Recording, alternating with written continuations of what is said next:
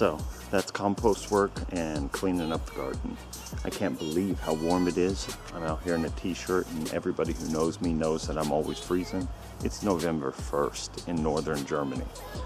But I'm feeling good because I love it when the garden looks all nice and fresh.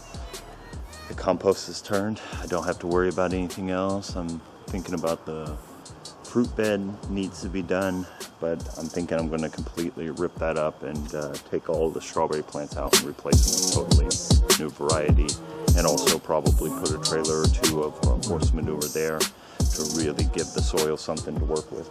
So the next video, what I've talked about already, is going to be planting elephant garlic. That's probably going to happen today. So yeah, I like it when it's clean.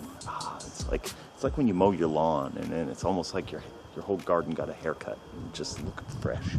Speaking of which, I need to mow the lawn. Can't mow on a Sunday, so I'm gonna have to wait until another day to do it. But for now, that's gonna be it. And thanks for watching. I'll see you next time. Signing out from Hoosier Green Thumb.